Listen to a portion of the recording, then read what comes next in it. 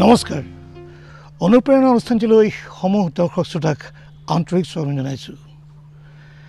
আজিৰ আমাৰ অনুপ্ৰেৰণা অনুষ্ঠানৰ অতিথিগৰাকী হৈছে এগৰাকী এনে ব্যক্তি যিগৰাকী ব্যক্তিয়ে নিজৰ সততা নিষ্ঠা আৰু কৰ্মদক্ষতাৰ বলত জীৱন সংগ্ৰামত একো নোহোৱাৰ পৰা এগৰাকী সফল ব্যক্তিৰূপে সমাজত প্ৰতিষ্ঠা লাভ কৰিবলৈ সক্ষম হৈছে। নিজৰ কৰ্মৰ দক্ষতা আৰু তেখেতে নিজৰ কৰ্মৰ দক্ষতাৰে নিজৰ কৰ্ম আঁচনিৰে নিজৰ কৰ্মৰে বহুজনৰ তেখেতে আদৰ্শ ৰূপে নিজকে চিনাকি দিবলৈ সক্ষম হৈছে। তেখেত এগৰাকী এনে ব্যক্তি যিগৰাকী ব্যক্তিয়ে বহুতো কষ্ট কৰিছে নিজৰ জীৱনৰ লক্ষ্য আৰু উদ্দেশ্য আগত ৰাখি কোনো কথা আৰু কামত তেখেতে বিতত হোৱা নাই। তেখেতে কোনো কামত তেখেতে ঘূৰি চোৱা নাই। তেওঁ সদায় জীৱনৰ আগলৈ চাইছে, আগলৈ তেখেতে যাত্ৰা কৰিছে আৰু আজিৰ তাৰিখত তেখেতে জীৱন সংগ্ৰামত এগৰাকী জয় ব্যক্তি, সফল ব্যক্তিৰূপে নিজকে পৰিচয় দিবলৈ সক্ষম হৈছে। তেখেত আন কোনো নহয়, তেখেত হৈছে টিংৰাৰ অমৃত অৰ্গেনিক প্ৰতিষ্ঠানৰ স্বত্বাধিকাৰী দিলীপ চন্দ্ৰ তালুকদাৰে তেখেতৰ নিজৰ কৰ্মদক্ষতাৰে বহুখিনি কাম তেখেতে সহজভাৱে কৰি আজিৰ তাৰিখত তেখেতে জীৱন সংগ্ৰামত তেখেতে শিখৰত আৰোহণ কৰিবলৈ সক্ষম হৈছে। আহক আমি এইগৰাকী ব্যক্তিক আজি লগ পাওঁ, তেখেতৰ কৰ্মক্ষেত্ৰখিনি আমি কিছু লক্ষ্য কৰোঁ, চাওঁ আৰু তেখেতৰ সৈতে আমি মত বিনিময় কৰোঁ।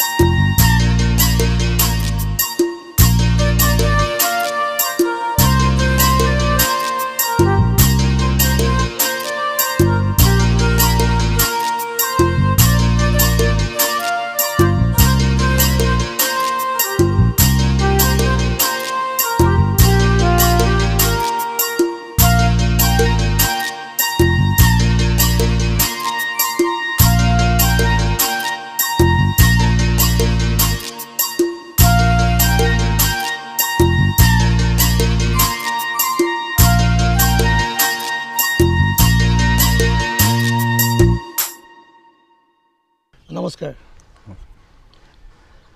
আপোনাৰ পৰা প্ৰথমে জানিব বিচাৰিম যে আপোনাৰ জন্ম বা শৈশৱকাল আপুনি ক'ত কেনেকৈ কটাইছিলে? মোৰ জন্ম হৈছিলে ২ নং চেতিয়া পথাৰ খেৰমিয়া মোজা। হয়। তো জন্মৰ পাছত যেতিয়া নেকি মোৰ অলপ মানে গম পাওঁ, মানে অলপ যেতিয়া চেঞ্চ আহিছিলে, মনত আছে খুব ধুমুহা বতাহ দিলে গোটেই বাই ভনী আমি চব ঘৰৰ এটা চুকত গৈ জমা হৈ যাওঁ। তো এনেকুৱা পৰিৱেশ আছিলে। দেউতা ৰাতিপুৱা ওলাই আমি বাট চাই থাকোঁ, দেউতা চাউল দাইল কি আনে, নহ'লে মানে মা ৰখি থাকে জুই জ্বলাই কেৰাহী বহুৱাই।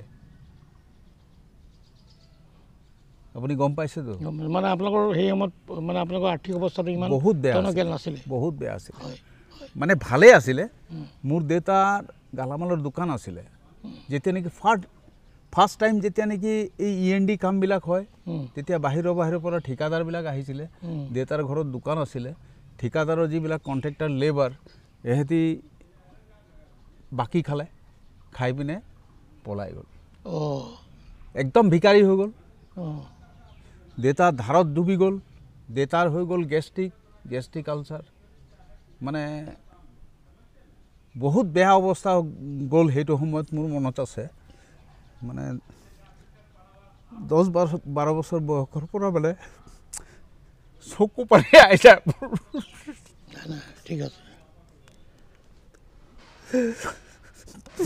ইমান কষ্ট কৰিছোঁ সেই কষ্টৰ ফল আজি আপুনি দেখি আছে সেই কষ্টৰ ফল আজি আপুনি পাই আছে আৰু সেইকাৰণে আমি আজি আহিছোঁ আপোনাৰ ওচৰত 13-14 বছৰ বয়সত মই চেণ্ডেল পিন্ধিছোঁ 14 বছৰ বয়সত তেখেতে চেণ্ডেল পিন্ধিছিলে তাৰ আগতে পিন্ধা নাছিলে তাৰমানে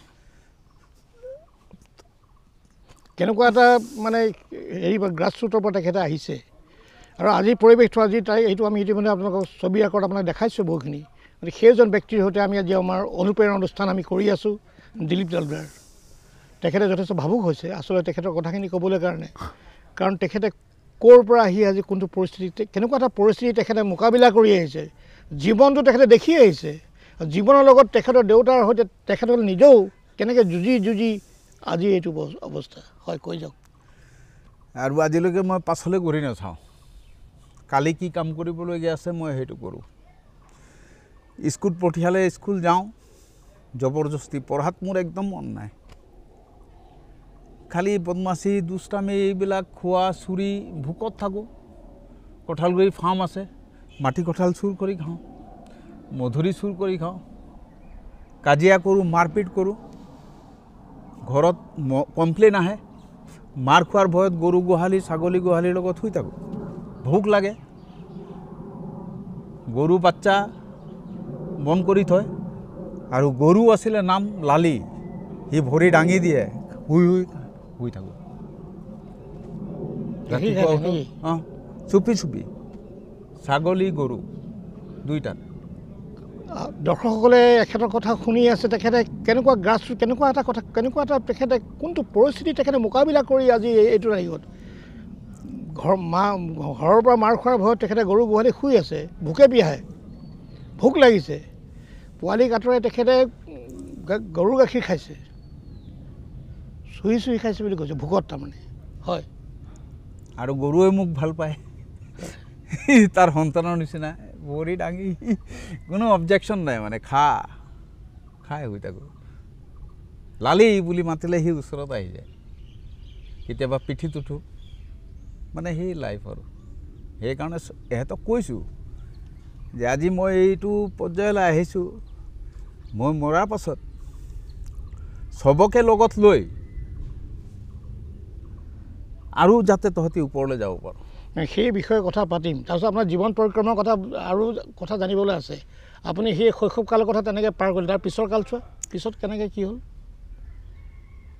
অইল ইণ্ডিয়াত দাদা চাকৰি সোমালে তো আমি ইয়াৰ পৰা দুলীয়াজান গুচি গ'লোঁ গৈ পিনে তেতিয়া মোৰ বয়স কিমান হ'ব ধৰক 13 বছৰ 14 বছৰ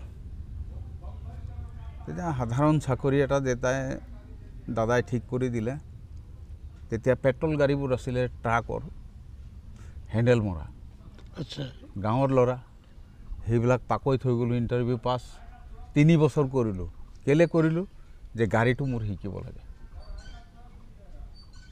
আপোনাৰ সেইটো বয়সত তেতিয়া আপোনাৰ লক্ষ্য আৰু উদ্দেশ্য আছিলে গাড়ীটো শিকিবলৈ গাড়ী শিকা আপোনাৰ টাৰ্গেট আছিলে তাৰমানে মোৰ টাৰ্গেট আছে মই কৈছোঁ মই পাছ পেলাই কালি কি হ'ল মই চিন্তা নকৰোঁ মই আজি কি কৰিম অহাকালি কি কৰিম আৰু 20 বছৰ পাছত মই কি কৰিম মই সদায় সেইটো চিন্তা লৈ থাকোঁ সেনেকৈ চলি আছোঁ ভগৱানে দি আছে তাৰপিছত আপোনাৰ ভাইটি আপোনাৰ চাকৰিৰ কথা ক'লে আপুনি তাৰপিছত দাদা চাকৰি কৰে হেৰি কৰে দাদা বিয়া পাতিলে বিয়া পতাৰ পাছততো জানেই আৰু ঘৰত আমি 5জনী বাই ভনী আৰু ডাঙৰ ককাইটো লৈ পিনে 3টা ল'ৰা তো আনৰ ঘৰৰ ছোৱালী এজনী আহিলে আহি দেখিছে গোটেইখিনিকে মানে ধৰক ইয়াত কণ্ট্ৰিবিউশ্যন কৰিব লাগে একো নাথাকে মানে সব সময়ত বাই ভনী সবকে মানে মানে অলপ নেগলেক্ট মানে কেনেকুৱা টাইপৰ মানে ভালকৈ কথা নাপাতে কিন্তু ভাতটো দিয়ে তো সেইকাৰণে ঘৰত মনটো মোৰ একদম দুলীয়াজান গৈ পিনে মোৰ মনটো ভাঙি গ'ল পাছত মই গুচি গ'লোঁ দুলীয়াজানত তাত চিষ্টাৰ এজনী পালোঁ অঞ্জলি সেনগুপ্ত তাৰ কোনো নাই বিয়া পতা নাই গাড়ী চলাব শিকিলোঁ তাৰ ফিয়েট এখন আছিলে ভঙা চিঙা সেইটোকে চলাওঁ তাৰ ঘৰতে থাকোঁ কাৰণ ঘৰত শান্তি হ'লে আপুনি ঘৰত থাকিব ঘৰত সব সময়ত শান্তি সব সময়ত এটাই কথা হে 5জনী ছোৱালী হে কি হ'ব এনেকৈ হ'ব কেচ কেচ কাই মানে অশান্তি মানে বিৰাট তাৰপিছত তাত থাকিলোঁ বাইদেউ সেই বাইদেউগৰাকীয়ে মোক বহুত সহায় কৰিলে মানে ইভেন অইল ইণ্ডিয়াৰ যিবিলাক অফিচ মই চিনি নাপাওঁ এহেঁতৰ লগত চাহ চিনাকি কৰাই দিলে কৰাই দিয়াৰ পাছত মোটামুটি বহুত মোৰ চিনাকি হ'ল কণ্টেক্ট ৰেজিষ্ট্ৰেশ্যন হ'ল সেই বাইদেউগৰাকীৰ থ্ৰু দি পিনে টেণ্ডাৰ মাৰিলোঁ গাড়ী পালোঁ নিজে চলালোঁ 4 বছৰ চেল্ফ ড্ৰাইভ তাৰপিছত মানে মুঠতে অইল ইণ্ডিয়াত চাহ চিনাকি চবৰ লগত হ'ল চবে মানে ধৰক দেখে ল'ৰাটো মানে যি কি নহওক কামত ঠিক আপুনি 3টা বজাত ৰাতিপুৱা ক'ব মই 3টাত হাজিৰ 1 মিনিটো ইফাল সিফাল নহয়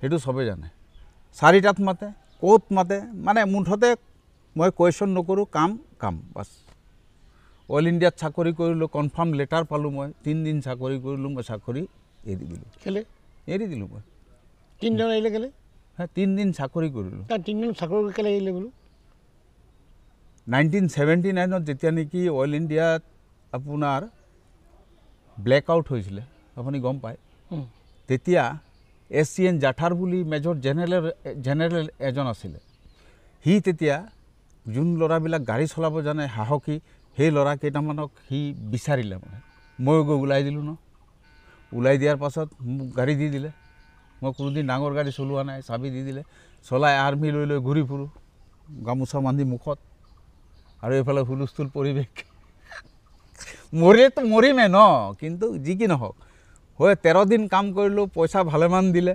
তাৰপিছত জাঠাৰে চিঠি এখন লিখি পিনে কনফাৰ্ম মানে চাকৰিৰ কাৰণে মাতিলে মোক যে এই ল'ৰাকেইটা কনফাৰ্ম 3 দিন চাকৰি কৰিলোঁ তেওৱাৰী বুলি এটা অফিচাৰ আছিলে সি মানে মোক এই 3 দিনৰ দিনা মানে অলপ বেলেগ কিবা এটা হেৰি কৰি পিনে মই ড্ৰাইভাৰহে মই ক'লোঁ যে তোমাৰা চাবি তুম ৰাখো हमको ये नौकरी नहीं करने का है गुচি আহিলোঁ সেই তেওৱাৰী আজি 6 বছৰ আগত ৰিটায়াৰ্ড হৈছে ইয়াত ফেয়াৰৱেল দিছে সি তলমূৰ কৰি আছে সেইটো মানে কৈছোঁ তো ওপৰৱালাৰ বিধান ওপৰৱালাৰ ইচ্ছা সেই খালে মোক তই বুলি কৈছিলে সি মোক মই কৈছিলোঁ তেওৱাৰী साहब जो भी हो हम भी इंसान है आप भी इंसान है ये चाबी आप रखो প্ৰমাণ আছে এতিয়া হাকি আছে এতিয়া সবে ঘৰত হুলস্থুল সবে কৈছে তই চাকৰি পালি এৰি দিলি তোৰ মাথা পাগল হৈ গলি হেন হৈ গলি তেন হৈ গলি মই কৈছোঁ সব ঠিক হৈ যাব ঠিক আছে কি বেয়া আছোঁ মই কিন্তু এটা কথা যিমান পাইছোঁ এই হাতে আহিছে এই হাতে গৈছে লগাই দিছোঁ পইচাৰ প্ৰতি মোৰ একদম মোহ মায়া নাই আৰু জমা কৰি থ'ব লাগে সেইটো মোৰ নেচাৰ নহয় কিন্তু আজিলৈকে ভগৱানে মোক কোনোদিন বিপদত পেলোৱা নাই পইচাৰ কাৰণে মানে কৈছোঁ তো মানে যিমানে পইচা লাগক মানে অট'মেটিক আহি যায় নহয় তাৰপিছত আপুনি পৰৱৰ্তী পৰ্যায়ত কথাখিনি আপুনি কেনেকৈ আগবাঢ়িলে তাৰপিছত আপুনি তাৰপৰা চাকৰি এৰি দিলে তাৰপিছত আপুনি কি কৰিলে এইটো ক'লোঁ তো সেই বাইদেউগৰাকী সহায় কৰিলে অইল ইণ্ডিয়াত গাড়ী দিলোঁ কণ্টেক্ট ৰেজিষ্ট্ৰেশ্যন হ'ল JP পাঠক বুলি এজন আছিলে তেখেতৰ দেউতা আছিলে chief justice first chief justice আছিলে হাইকোৰ্টৰ JP পাঠকৰ লগত চিনাকি হ'ল ট্ৰেন্স কাৰ্ড ক'লে তালুকদাৰ কি তুমি কালি অফিচত আহিবা গ'লোঁ কি হ'ল ছাৰ দৰখাস্ত এখন লিখাচোন মই কৈছোঁ এই কওক দে কাগজটো দে সি নিজে লিখি মেলি টকা 2000 দি পিনে কালি বা পৰহিৰ ভিতৰত আহি দিবি তই কণ্টেক্টটো ৰেজিষ্ট্ৰেশ্যন হৈ যাব তই এটা ৰেজিষ্টাৰ কণ্ট্ৰেক্টাৰ দুলীয়াজানত হৈ যাবি অইল ইণ্ডিয়া মই কৈছোঁ হ'ব ছাৰ পইচা শ্বৰ্ট আছে লক্ষ্মী মবিটেলৰ টিকেট ব্লেক কৰিলোঁ দেওবাৰে অলপ পইচা 2 পইচা পালোঁ সঁচা আপুনি সুধি চাওক সঁচা কথা কৈছোঁ ব্লেক কৰিছিলে টিকেট ব্লেক মানে আপুনি বহুত কষ্ট কৰিছে ষ্ট্ৰাগল কৰিছে এইবিলাক 2 বাৰ জেল খাইছোঁ এবাৰ নহয় 2 বাৰ 2 টাইমছ কিহৰ কাৰণে এই আৰু তাৰপিছত কিবা কৰিব লাগে ঝোক SI আছিলে SN চৌধুৰী এতিয়াও মনত আছে সি চাৰ্জশ্বিট নপঠিয়াই এদিন ৰাতি গৈ পিনে তাৰ ঘৰত ওলালোগৈ নহয় গতিকে ইয়াত ফ্ৰেণ্ডছ কাৰ্ড গুৰ মাৰি দৰ্জা ভাঙি দিলোঁ D+ থাকে সি মই কৈছোঁ তোক টকা 3000 লাগে দিলোঁ আজি 3টা ডেট পাৰ হৈ গ'ল চাৰ্জশ্বিট তই পঠোৱা নাই সি নি পিনে ডাইনিঙত ৰাতি 11টা বজাত সি মোক পায়স খুৱাইছে হেৰি খুৱাইছে এইবিলাক খুৱাইছে আৰু চিনাকি কৰাই দিছে তাৰ ঘৈণীয়েকৰ লগত কাৰণ মোৰ কথা হ'ল মানে আছোতো আছোঁ নাইতো নাই কিন্তু সত্যৰ সদায় জয় হ'ব লাগিব আপুনি মোক প্ৰমিছ কৰিছে yes to Yes no' two ন' মই সেইটো জানো চিধা কথা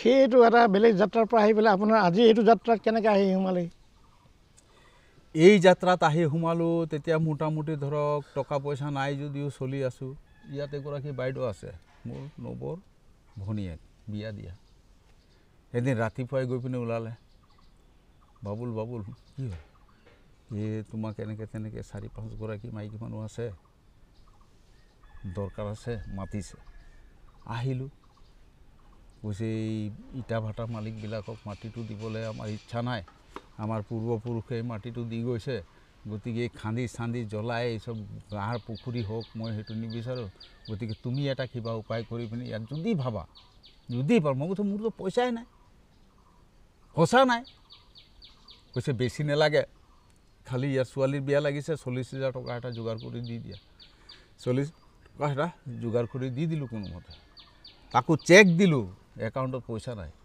কিন্তু চেক সি জমা কৰিলে বাউন্স নহ'ল ঠিক কেলৈ একাউণ্টত পইচা নাই বুলি ক'লে নাই পইচা কিন্তু কাৰোবাক কৈছিলোঁ সি দি দিলে আচ্ছা তো সেই তেনেকৈ কৰি তাৰপিছত ইয়াত 5 বছৰ লাগিলে ইয়াত এতিয়া ভাটা মালিকবিলাক আছে যে এহেঁতৰ চকু ইয়াত এই আহোঁতে চাব 2টা মন্দিৰ আছে দুফালে এহেঁতি গিফ্ট কৰিছে এই মাটিটোৰ কাৰণে যে খান্দি লৈ যাব ইটা বনাব সব ফ'ৰ্চ লগাই দিলে মোৰ পকৰত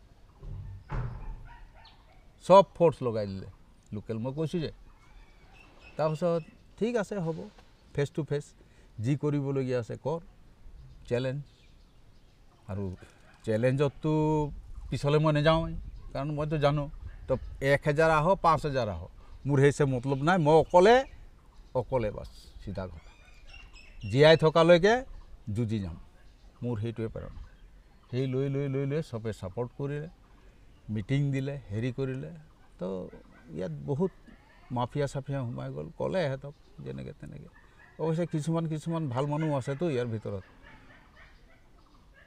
মিটিং কোনে ল'লে মাটিটো বোলে বাবুলৈ ল'লে মোৰ এটা নাম বাবুল হা সেই বৈ ভাল মানুহ আছেতো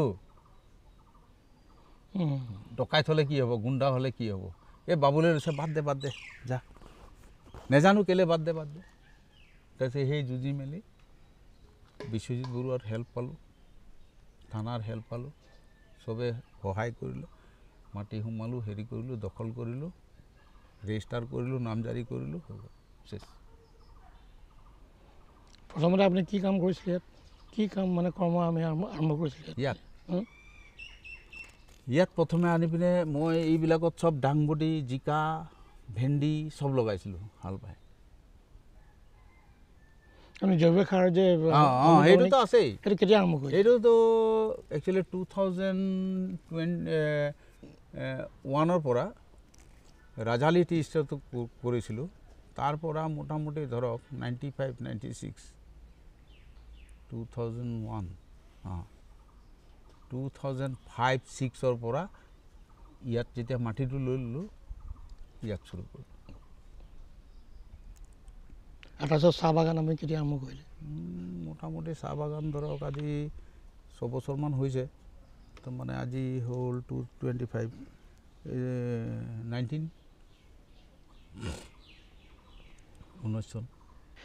প্ৰিয় দৰ্শক, আমি এতিয়া তেখেতৰ যিখন চাহ বাগান তেখেতে প্ৰতিষ্ঠা কৰিছে, সেই চাহ বাগানখন আমি চাবলৈ যাওঁ।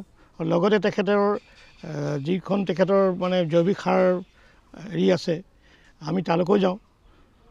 জৈৱিক সাৰ প্ৰস্তুত কৰা যিখন তেখেতৰ কাৰখানা আছে সেইটো আমি চাওঁগৈ, আৰু তাৰ লগতে আৰু আনুষংগিক যিখিনি তেখেতে গঢ়ি তুলিছে এই গোটেইখিনি আমি মত বিনিময় কৰিবলৈ যাওঁ। আহক আমি চাওঁগৈ তেখেতৰ যিখিনি কৰি তুলিছে ইমান সুন্দৰকৈ পৰিপাটিকৈ, সেইখিনি আমি এবাৰ চাবলৈ যাম। ব'লক আহক।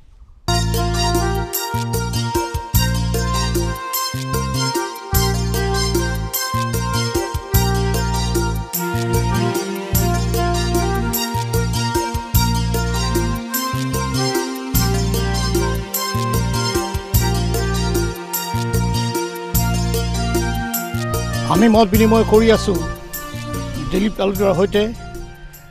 তেখেতৰ জীৱনৰ কথা, জীৱনৰ উত্তৰণৰ কথা, তেখেতৰ কৰ্মৰ ক্ষেত্ৰখনৰ কথা, আৰু তেখেতে বৰ্তমান যি অমৃত অৰ্গেনিক যি বায়' ফাৰ্টিলাইজাৰ তেখেতে যি কৰি আছে সেই বিষয়ে আমি বুজ ল'বলৈ আমি তেখেতৰ সেই কৰ্মক্ষেত্ৰলৈ তালৈ যাব বিচাৰিছোঁ। আৰু লগতে আপোনালোকে দেখা পাইছে কিজানি সন্মুখ ভাগত ইমান ধুনীয়া চাহ বাগিচাৰ মাজে মাজে আমি যাম। আচলতে তেখেতৰ যি অৰ্গেনিক যিটো প্লেণ্ট আছে আমি তালৈকে যাম। আৰু লগতে তেখেতৰ আৰু এটা কথা ক'ব লাগিব, তেখেতে গাহৰি পালনো কৰে আচলতে। গতিকে গাহৰি পালনৰ লগতে তেওঁ কেনেকৈ কি কৰি আছে, আৰু বাকীখিনি তেওঁ আৰু শাক পাচলি খেতি কৰি যায়। ইপিনে চাহ বাগান, ইপিনে আপোনাৰ অৰ্গেনিক প্লেণ্ট, তাৰপাছত কাষতে আকৌ আপোনাৰ গাহৰি মানে পালন কৰিছে তেখেতে।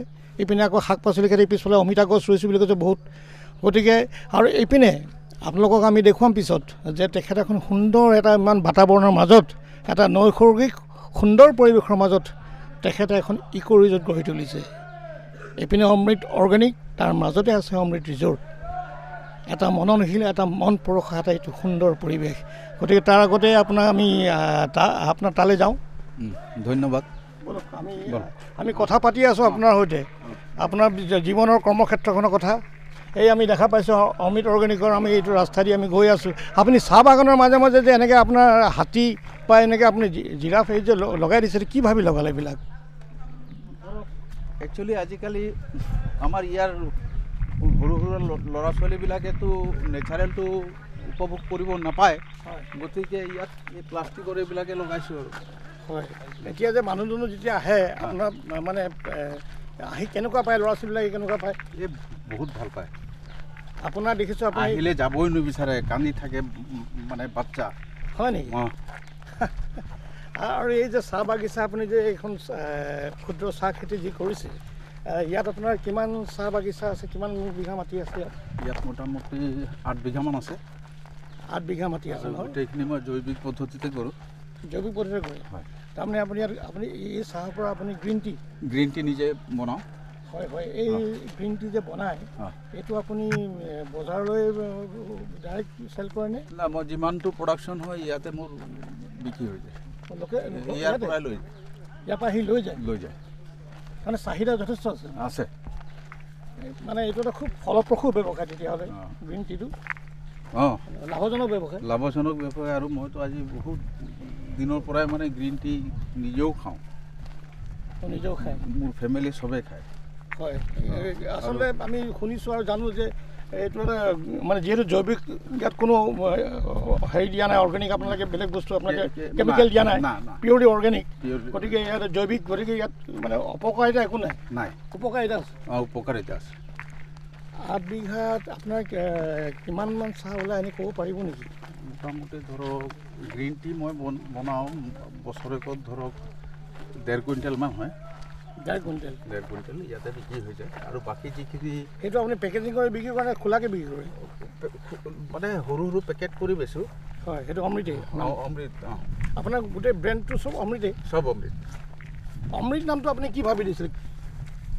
অমৃত একচুৱেলি অমৃত নামটো ময়ো দিয়া নাই, মই সেই কৈছিলোঁ তাহানি দিনা যে বিশ্বজিৎ বৰুৱা যে আছে আপোনালোকৰ ঘৰৰ ওচৰত, হয় হয় হয়, এই তেখেতেই নামকৰণ কৰাই। আচ্ছা আচ্ছা, আমাৰ উকিল বিশ্বজিৎ বৰুৱা জাৰ্নেলিষ্ট। হয় হয়, অঁ, তেখেতে দিছিলে নামটো? তেখেতে নামটো দিছিলে। আমি গুৱাহাটীত থাকোঁতে এই এনেকৈ কথা চথা পাতি মেলি তাতে নামকৰণ কৰাৰ পাছত তেখেতে মানে নেক্সটলৈ পঠিয়ালে। হয়, নেক্সটত গৈ পিনে আমাৰ পিচি তামুলী ছাৰক পালোঁ। হয়, তামুলী ছাৰে আৰু আমাক পেটেণ্ট এটা দিলে। হয়, 2001 চনত। হয়, তো সেইটো ধৰি আৰু আজিলৈকে তাৰপিছত আৰু আপগ্ৰেড কৰিল। এতিয়া আপুনি এই চাহ খেতি আৰম্ভ কৰাৰ কিমান বছৰ হ'ল?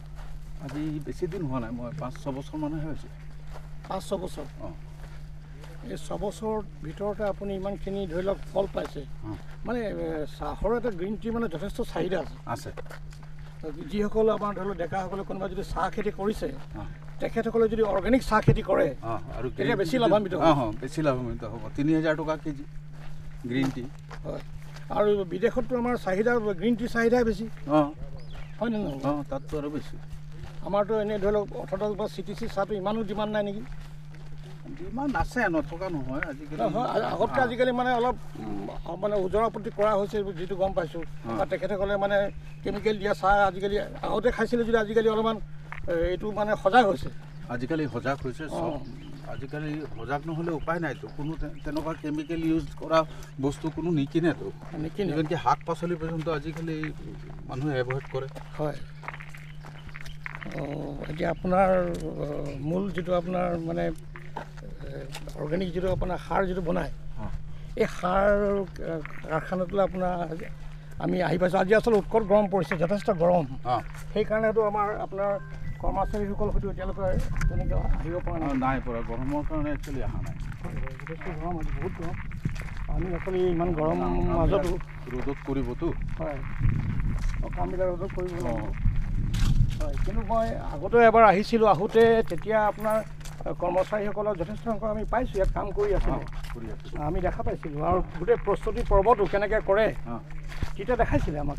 অঁ, মোৰ মনত আছে এইটো।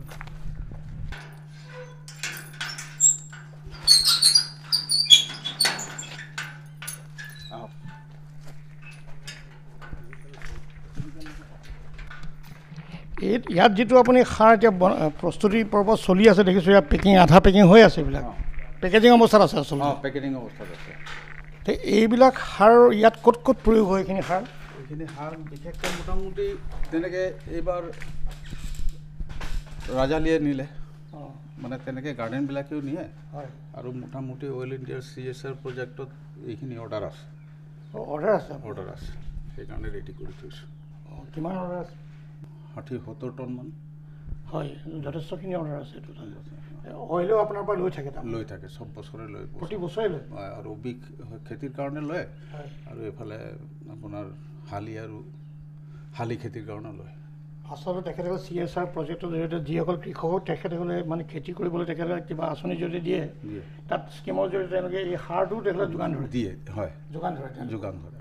হয়, আপোনাৰ এই অমৃত, এইটো অমৃত ব্ৰেণ্ডে হয়। এই অমৃত যিটো আপোনাৰ সাৰ, এই সাৰ আপুনি বহু বছৰ, কিমান বছৰ কৰি থকা? মোটামুটি ধৰক 24 বছৰ। 24 বছৰ।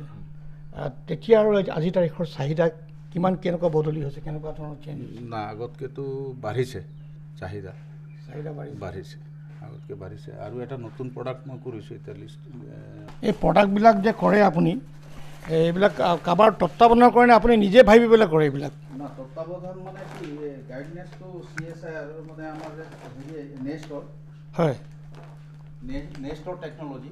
নেক্সটৰ টেকন'লজি। হয়, মই খালি ইয়াত এই আপোনাৰ জৈৱিক সাৰটো ইয়াত বনাওঁ, লিকুইডটো, আৰু এই কেৰিয়াৰ মেটেৰিয়েল হিচাপে এইবিলাক যিবিলাক শুকান ডাষ্ট আছে ইয়াত স্প্ৰে কৰোঁ।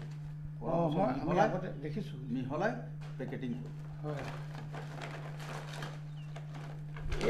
এই আপোনাৰ এইটো সাৰৰ প্ৰজেক্টত আপোনাৰ ইয়াত কিমান কৰ্মচাৰী নিয়োজিত থাকে? ইয়াত মোটামুটি আছে 15-16জনমান। 16গৰাকী মানে কৰ্মচাৰী ইয়াতে থাকে। ডাইৰেক্ট বাহিৰাও অলপ আছে, টেম্পৰাৰী ছিজনত অলপ বাঢ়ি যায়। হয়, 30-40জন হৈ যায়। এনেই ছিজন সময় আপোনাৰ কোনটো সময় ছিজন টাইম আপোনালোকৰ? একচুৱেলি খৰালি সময়ত ডিচেম্বৰ জানুৱাৰী খৰালি টাইমত ছিজন হয়। খৰালি ইয়াত বেছি হৈ যায় নেকি তেতিয়া মানুহ? মানুহ বেছি মানে তাৰ চাহিদা বেছি থাকে, কাম বেছি হয়। এইটো এটা জৈৱিক সাৰ নতুন, এইটো জৈৱিক সাৰ যিটো আপুনি এতিয়া দেখুৱাই আছে। এইটো ইয়াৰ উপকাৰিতা হ'ল ই প্ৰডাকশ্যন বাঢ়ে আৰু মোটামুটি ধৰক এজোপা উদ্ভিদৰ যি লাগে গোটেইখিনি বস্তু মানে মানে যেনেকৈ হেল্থ ছাপ্লিমেণ্ট, ঠিক গছৰ কাৰণে ধৰক গছৰ ছাপ্লিমেণ্ট, ফুড ছাপ্লিমেণ্ট। হয় হয়, আমাৰ গছৰ ফুড ছাপ্লিমেণ্ট মানে আহাৰ। এইটো নতুনকৈ আপুনি এইটো সংযোজন কৰিছে, নতুনকৈ কৰিছে। এতিয়া এইটো যিটো আপুনি এতিয়া কৰিছে, ইয়াৰ অৰ্ডাৰ পাইছেনে? ইয়াৰো অৰ্ডাৰ আছে। ই বিঘাত আপোনাৰ 8 কেজি লাগে আৰু এইটো বিঘাত লাগে 25 কেজি। বহুত বেছি লাগে, বহুত বেছি। এই দুটাৰ মাজত দামটো কেনেকৈ কি ক'ব পাৰিব নেকি? দামটো মোটামুটি ধৰক এইটো 110 ৰুপিজ কেজি আৰু এইটো মোটামুটি 30 ৰুপিজ কেজি। দামৰ এটা তাৰতম্য আছে, ডিফাৰেঞ্চ আছে।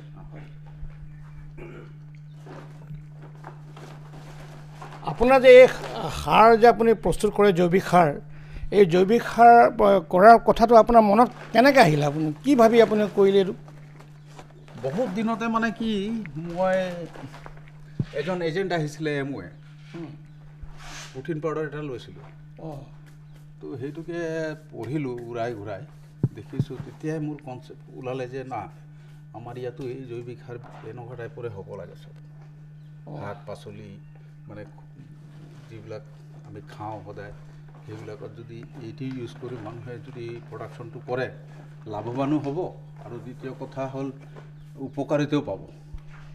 এই চেগতে আমাৰ কৃষকসকলক ক'ব বিচাৰিছোঁ যে আজিৰ তাৰিখত আমি যেতিয়া শাক পাচলি বজাৰলৈ আমি যাওঁ, শাক পাচলি কিনিবলৈ আমাৰ ভয় লাগে। কাৰণ কেলৈ আমি ভাবোঁ যে ইয়াত মানে কেমিকেল দিয়া আছে, মেনিয়ৰ দিয়া আছে। গতিকে মানুহবিলাকো আজিকালি আৰু সঁচাকৈ যে এদিন দুদিন থকাৰ পিছতে সেইবিলাক পাচলি বেয়া হৈ যায়, গেলি যায়, বহুত ধৰণৰ আমি দেখা পাওঁ। গতিকে তাকে নকৰি যদি এনেধৰণৰ যদি জৈৱিক সাৰ যদি প্ৰয়োগ কৰা যায়, তেতিয়াতো এইটো খেতি মানে স্বাস্থ্যসন্মত খেতি হ'ব আচল কথা। আৰু ইকনমিক হ'ব কেনেকৈ? ধৰক এই বছৰ যদি 5 কেজি দিয়া হয়, নেক্সট ইয়াৰ 3 কেজি দিলেও হ'ব। এইটোতো বৰ ডাঙৰ কথা কৈছে। তাৰ পাছৰ বছৰ 1 কেজি দিলেও হ'ব, তাৰ পাছৰ বছৰ নিদিলেও হ'ব, তেনেকুৱা মানে। তো এইটো এটা বৰ ডাঙৰ কথা। আমি আহ্বান জনাব বিচাৰিছোঁ এই চেগতে, এই আপাহতে আমি আহ্বান জনাম যিসকল কৃষক আমাৰ মানে কৃষকসকল আমাৰ এই খেতিত নিয়োজিত হৈ আছে, কৃষি কৰ্ম নিয়োজিত হৈছে, তেখেতে কোৱাৰ দৰে যদি প্ৰথম বছৰ আপোনালোকে 5 কিলো বিঘাত ধৰক 25 কেজি, বিঘাত 25 কেজি, মানে 20 কেজি, 15 কেজি মানে কমি আহিব। প্ৰতি বছৰে পৰিমাণটো কমি আহিব। এটা সময়ত গৈ পেলাই আপোনালোকে সাৰ প্ৰয়োগ নকৰিলেও মানে 2 বছৰ নিদিলেও হৈ যাব 2 বছৰ। গতিকে এই প্ৰথাটো যদি মানে প্ৰয়োগ কৰে, তেতিয়া আমি ভাবোঁ যে স্বাস্থ্যসন্মত খেতি হ'ব আৰু ৰাইজসকলেও মানে স্বাস্থ্যসন্মত পাচলি, শাক পাচলি মানে আহাৰ গ্ৰহণ কৰিব পাৰিব। গতিকে আহ্বান জনাই আপোনালোকে এনেধৰণৰ এইটো যি দেখা পাইছোঁ যে জৈৱিক সাৰ, এই সাৰ আপোনালোকে প্ৰয়োগ কৰিবলৈ যদি আৰম্ভ কৰে, আমি ভাবোঁ আপোনালোক উপকৃত হোৱাৰ লগতে গোটেই আমাৰ সমাজ ব্যৱস্থা, আমাৰ সকলো ৰাইজ উপকৃত হ'ব। আপোনাৰ আৰু গাহৰি পালন কৰি আছে আপুনি? গাহৰি পালন কৰি আছোঁ আমি এইখনক অকণমান এনেই আমি এটা চাওঁ।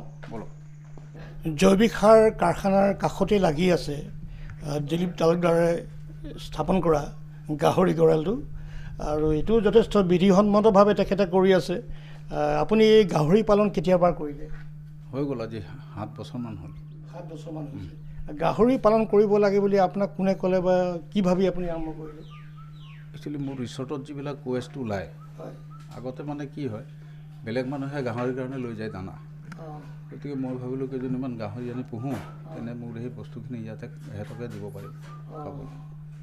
এতিয়া গাহৰি আপুনি বিক্ৰী কৰে নে আপোনাৰ নিজৰ ৰিচৰ্টতে ব্যৱহাৰ কৰে? কেতিয়াবা ৰিচৰ্টতো বিক্ৰী কৰোঁ আৰু নহ'লে বেপাৰীক দি দিওঁ। এইখিনিতে তেখেতে ৰিজৰ্টৰ কথাটো যিহেতু উল্লেখ কৰিছে, আমি ক'ব লাগিব যে তেখেতে যিখন এইটো অৰ্গেনিক ফাৰ্টিলাইজাৰ ফাৰ্ম, বায়' ফাৰ্টিলাইজাৰ ফাৰ্ম যিখন খুলিছে ইয়াত, তাৰ লগতে কিন্তু এটা অতিকৈ নান্দনিক প্ৰাকৃতিক পৰিৱেশৰ মাজত তেখেতে স্থাপন কৰিছে অমৃত ৰিজৰ্ট। এটা অতিকৈ মননশীল, মন পৰশা এটা দৃশ্য। ইপিনে আপুনি চাহ বাগানৰ মাজেদি আহি আমি এই জৈৱিক সাৰৰ কাৰখানা পালোঁ, তাৰ কিছু কাষতে লাগি আছে আপোনাৰ এই গাহৰি গঁৰাল। এইপিনে পিছফালে তেখেতে বিভিন্ন ধৰণৰ শাক পাচলি খেতি, অমিতা গছ আছে এইপিনে তেখেতে ৰুইছে। আৰু এইবিলাক আচলতে তেখেতে চিন্তা কৰিলে যে এইবিলাক তেখেতে এখন ৰিজৰ্ট যদি প্ৰতিষ্ঠা কৰে, তাত মানুহ দুনুহ আহিব, এই প্ৰাকৃতিক নান্দনিক পৰিৱেশটো চাব, আৰু লগতে অলপ ইয়াত পৰিৱেশৰ মাজত অলপ আনন্দ উপভোগ কৰি তেখেতসকলে আহাৰ গ্ৰহণ কৰি যাব, কাৰণ আহাৰ বিচাৰে কিবা খোৱা বস্তু আছে নেকি, হয়নে নহয়? হয়। গতিকে তেনেকৈ হয়তো চাহিদাটো তেনেকৈ হ'ল, তাগিদা তেনেকৈ পৰিলে। সেই তেনেকৈ তাগিদা আৰু চাহিদাৰ মাজতে তেখেতে হয়তো প্ৰতিষ্ঠা কৰিলে অমৃত ৰিজৰ্ট।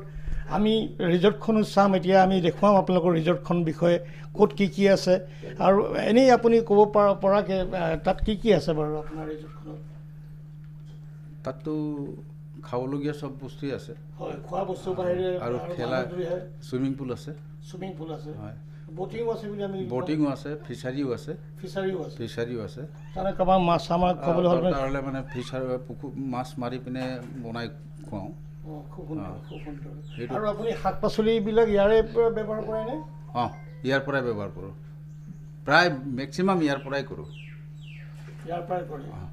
এটা কথা ক'ব লাগিব, চাওক, যে এটা ভাল আজিৰ দিনৰ মানুহে মানে এটা প্ৰাকৃতিক পৰিৱেশ বিচাৰে, এটা মানে সৌন্দৰ্যবোধ থকা এটা নীৰৱ, এটা খুব মননশীল পৰিৱেশ বিচাৰে, শান্তশিষ্ট পৰিৱেশ। সেই শান্তশিষ্ট পৰিৱেশটো আপোনাৰ ইয়াত হয়তো বিচাৰি পাব মানুহ আহিলে, ৰাইজ আহিলে, কাৰণ কেলৈ এটা বৰ ধুনীয়া পৰিৱেশ ইয়াত। আৰু সেই পৰিৱেশৰ মাজতে আপুনি ৰিজৰ্টখন স্থাপন কৰিছে, প্ৰতিষ্ঠা। আৰু এইখন এখন ইক' ৰিজৰ্ট, কাৰণ কেলৈ প্ৰকৃতিৰ মাজত আছে, চাৰিওদিশে প্ৰকৃতি, ইমান সুন্দৰ নান্দনিক দৃশ্য চব, তাৰ মাজতেই তেখেতে এখন প্ৰতিষ্ঠা কৰিছে। আপুনি তাত ওপৰত বহিলে, আহাৰ গ্ৰহণ কৰিবলৈ বহিলেই মানে মনটো ভাল লাগি যাব। আমি আপোনালোকক দেখুৱাম এতিয়া গৃহচীয়বিলাক, আৰু আমি আশা কৰিম যে এতিয়া গৰম আছে, আপোনাৰ চুইমিং পুলটোত কেপাচিটি কিমান আছে, কিমান মানুহে তাত? 20 জন একেলগে 20 জনে চুইমিং কৰিব, সাঁতুৰিব পাৰে। সাঁতোৰাটো এটা স্বাস্থ্যৰ কাৰণে খুবেই ভাল। এইটো চিকিৎসকসকলে সদায় পৰামৰ্শ দিয়ে যে এটা ভাল এক্সাৰচাইজ হৈছে চুইমিং। গতিকে চুইমিঙৰ ব্যৱস্থাও তেখেতে ইয়াত কৰিছে। তাতে গৰম দিনত কোনোবা যদি ঠাণ্ডা লগাব বিচাৰে, যে অকণ ভাল লাগিব, আহি ইয়াত চুইমিং পুলত নামিলে হ'লেও অলপ শৰীৰটো হাত পৰিব। গতিকে সেইটো এটা ভাবেৰেও তেখেতে চিন্তা কৰিছে। আৰু কোনোবাই নহয় বোলে আবেলি সময়ত বোলে নহয় অলপ পানীৰ মাজেদি গৈ ফুৰি অকণ এটা ভাল প্ৰাকৃতিক নান্দনিক দৃশ্য চাওঁ, তেখেতে বটিঙৰ ব্যৱস্থা কৰি দিছে, যাতে ব'ট চলাই তেখেতলৈ সেই পৰিৱেশটো চাব পাৰে। এইবিলাক কথা আপুনি কেনেকৈ ভাবিলে? এইবিলাক ধৰক চিন্তা কৰি থাকোঁ, মানে মই সৰুৰ পৰাই মানে এইবিলাকৰ প্ৰতি খুব মানে ইণ্টাৰেষ্ট আছিলে, মানে ভাল পাওঁ মই এইবিলাক বস্তু। আৰু দিন ইয়াক আৰু যেনে উন্নতি কৰিব পাৰোঁ, আৰু যাতে মানুহক ছেটিছফেকশ্যন ছাৰ্ভিচ দিব পাৰোঁ, সেই চেষ্টা কৰি আছোঁ। আপোনাৰ বিষয়ে আপোনাৰ পৰিয়ালে, আপোনাৰ পৰিবাৰে কি কয়, বা আপোনাৰ পৰিয়ালৰ লোকে কি কয়, বা আপোনাৰ ইয়াত থকা যিসকল ব্যক্তি কোনোবা যদি আছে, বাহিৰৰ পৰা আহে নিশ্চয় আপুনি ইয়াত? বাহিৰৰ পৰা আহে থাকে। গতিকে তেখেতসকলক আমি যদি পাওঁ, আমি মত বিনিময় কৰিম এই ৰিজৰ্টৰ কথা, তেখেতৰ পৰিয়ালৰ সৈতে মত বিনিময় কৰিম। দিলীপ লালৰ বিষয়ে তেখেতসকলে কি কয়, তেখেতৰ পৰিবাৰে কি কয়।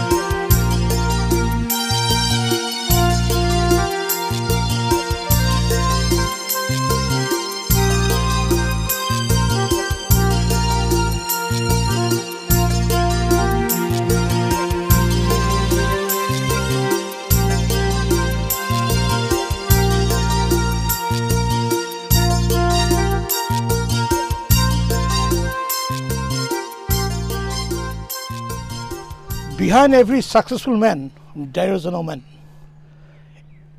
একোগৰাকী সফল ব্যক্তিৰ আঁৰত একোগৰাকী নাৰীৰ অৱদান থাকে। দিলীপ তালুকদাৰৰ সফলতাৰ আঁৰতো নিশ্চয় তেখেতৰ পৰিবাৰৰ এক অৱচ্ছেদ্য অৱদান, এক গুৰুত্বপূৰ্ণ অৱদান তেখেতৰ আছে। তেখেতৰ পৰিবাৰ আমাৰ সৈতে আছে, আমি তেখেতৰ পৰা জানিব বিচাৰিম। নমস্কাৰ, আপোনাৰ ভাল নামটো জনাব। মোৰ নাম সীমা তালুকদাৰ।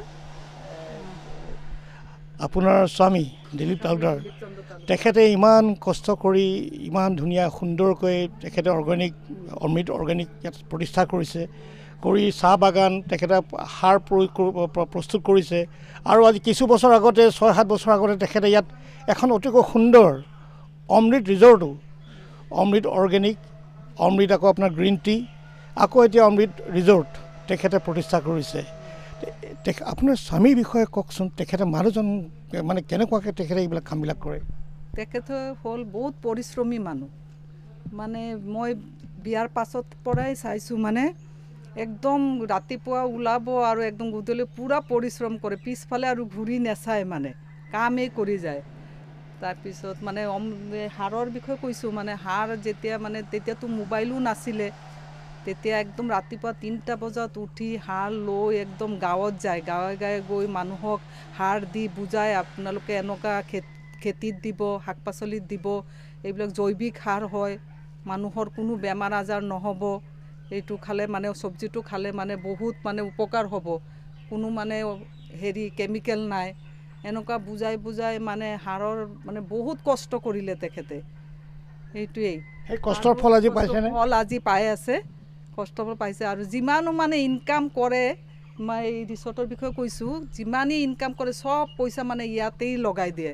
তেখেতে কয় যে মই পইচা থওক, আপুনি অলপ পিছলৈ লাগিব কাম কৰি, মোৰ পিছলৈ নেলাগে, ইয়াৰ ৰাইজে উপভোগ কৰক, আৰু ৰাইজৰ মানে সৰু সৰু বাচ্চাই উপভোগ কৰিব, মই যেতিয়া নেথাকোঁ তেতিয়া তাহাঁতি যাতে মোৰ নামটো ক'ব, ইয়াত আহি চবেই উপভোগ কৰিব পাৰিব, এইটোৱে কৈছোঁ। কিমান এটা ডাঙৰ পৰিকল্পনা তেখেতৰ, কিমান এটা মনৰ ডাঙৰ ইচ্ছা যে তেখেতে এনেকুৱা এটা কাম কৰিব বিচাৰিছে, যিটো কাম কৰিলে ইয়াৰ উঠি অহা যিটো নৱপ্ৰজন্ম বা যি পিছৰ প্ৰজন্ম, তেখেতসকলে যাতে ইয়ালৈ আহি তেখেতে গঢ় দিয়া এই অমৃত অৰ্গেনিক, এই অমৃত গ্ৰীণ টি বা এই অমৃত ৰিজৰ্ট বা এই গোটেই অঞ্চলটোলৈ আহি তেখেতসকলে যেন এটা মন জুৰুৱা, এটা হৃদয় জুৰুৱা এটা পৰিৱেশ লৈ, এটা মন লৈ আনন্দ মনেৰে যাতে ঘূৰি যাব পাৰে, তেখেতৰ মনৰ হেঁপাহ তেনেকুৱা। তেনেকুৱাই চব সেই মানুহজনৰ পৰিবাৰ হয় যে আপুনি কৈছে তেওঁ দিনটো কামেই কৰি থাকে, লগত লাগি থাকে নেকি? লগত ময়ো আছোঁ, মানে মই মানে যোগদান দিওঁ তেখেতৰ লগত, কিন্তু তেখেতেই বেছি পৰিশ্ৰম কৰে। মই উঠোঁ ৰাতিপুৱা একদম 3টা বজাত আগত মানে উঠি তেখেতক একদম জলপান দি খুৱাই মেলি পঠিয়াওঁ, একদম পূৰা মানে একদম গধূলিকেই আহে মানে কাম কৰি, পিছফালে আৰু নেচায় আৰু মানে ঘূৰি। এটা কথা কওকচোন, প্ৰথম অৱস্থাত যেতিয়া আছিলে তেতিয়াতো তেনে চালুকীয়া আছিলে, হয় নহয়? সেই চালুকীয়া অৱস্থাৰ পৰা আজি মই আহিছিলোঁ 5 বছৰমান আগতে, তেতিয়া ইমানো এটা হৈ উঠা নাছিলে, হৈছিলে কিন্তু ইমান এটা নাছিলে। আজি যেতিয়া আহিছোঁ, আজি মানে সম্পূৰ্ণ চৌদিশে বহুত কিবা কিবি ভৰি গৈছে, এটা সুন্দৰ এটা পৰিৱেশ গঢ় লৈ উঠিছে। আৰু ওপৰত আৰু ৰুম বনাই আছে বোলে, ইয়াতো বোলে VIP আহিলে যাতে তেখেতসকলে খুব ভালকৈ ওপৰত থাকিব পাৰে, আৰু ওপৰৰ পৰা যাতে গোটেই পৰিৱেশটো চাই তেওঁলোকে যাতে আনন্দ লাভ কৰিব পাৰে, তেখেতৰ মনৰ ইচ্ছা হেঁপাহ তেখেতে এইটো ব্যক্ত কৰিছে। মানে লোভ নাই মানুহজনৰ, মানে পইচাৰ প্ৰতি কোনো লোভ নাই, মানে মানুহে যাতে উপভোগ কৰক, মানুহৰ কাৰণে মই কৰিছোঁ, পৃথিৱীত আহিছোঁ মানে যামগৈ এদিন, কিন্তু মানুহৰ কাৰণে কৰি থৈ যাওঁ, চবে যাতে উপভোগ কৰে। এটা অতিকৈ নিস্বাৰ্থ সেৱাৰ তেখেতে কিবা মানে এইটো গঢ়িবলৈ কাৰণে এটা যিকোনো কথা আৰু কামৰ কাৰণে টকাই লাগে, পইচাই লাগে। আজি চব কথা ইয়াত যিমান তেখেতে বনাইছে, গঢ়িছে, এইবিলাক প্ৰতিটো কথাত তেখেতৰ কামত তেখেতৰ মানুহ লগাইছে, পইচাৰ কথা আছে। গতিকে তেখেতে এটা ন্যূনতম পইচা ল'বলৈ বাধ্য হৈছে, কাৰণ কামখিনি কৰিব লাগিব, তেখেতৰতো বেলেগ তেনেকৈ কোনো পইচা নাই, কিন্তু সেইখিনি পইচা তেখেতে কোৱাৰ দৰে তেখেতে সঁচা না সাঁচি থোৱা নাই, তাৰে পইচা তেখেতে আকৌ কামতেই লগাইছে। পইচা জমা কৰি নথয়, আৰু যি পইচা পায় তাকে মানে ইয়াতে কামত লগাইছে। আপুনি আহি থকা এইখন যিখন ৰিজৰ্ট বা যিটো আপোনাৰ অমৃত গোটেই প্ৰতিষ্ঠানটো আপোনালোকৰ, এইটো আৰু আগলৈ কেনেকুৱা হ'ব, কি হোৱাটো বিচাৰে এগৰাকী আপুনি তেখেতৰ পৰিবাৰ হিচাপে? মই ভাবোঁ আৰু ওপৰলৈ যাব, আৰু মানে তেখেতে আৰু বহুত ইচ্ছা মানে ইয়াত কৰিবলৈ তেখেতৰ ইটো কৰিম মানে কৈয়ে থাকে আৰু তেখেতে এটা সামাজিক মোৰ দৃষ্টিত আজিৰ তাৰিখত তেখেতে সামাজিক স্বীকৃতিও পাব লাগে কাৰণ ইমানখিনি এইটো সমাজৰ সেৱা কৰি আছে সমাজৰ আৰু হেৰি কাম কৰা মানুহ চানুহকো মানে তেখেতে মানে বহুত মৰম কৰে মানে য'ত মানে 200 টকা লাগে তাহাঁতক 300 হ'লেও দি দিব তাহাঁতকো ইণ্টাৰভিউ লৈ সুধিব পাৰিব মানে বহুত মানে নিজৰ ল'ৰা ছোৱালীৰ নিচিনা ৰাখে তেখেতে ধন্যবাদ আপুনি তেখেতৰ বিষয়ে ইমান সুন্দৰ কথা কৈছে আমি আপোনাৰ স্বামীৰ সুস্বাস্থ্য আৰু দীৰ্ঘায়ু কামনা কৰিছোঁ ধন্যবাদ আৰু তেখেতে আৰু কাম কৰিব লাগিব কৰিব লাগিব ধন্যবাদ হয় মই আশা কৰি আছোঁ আৰু কৰিব তেখেতে ভগৱানে আৰু শক্তি দিব ইমান ভাল কাম কৰিছে আমি তাকে আশা কৰিছোঁ আৰু কামনা কৰিছোঁ ভগৱানৰ ওচৰত ধন্যবাদ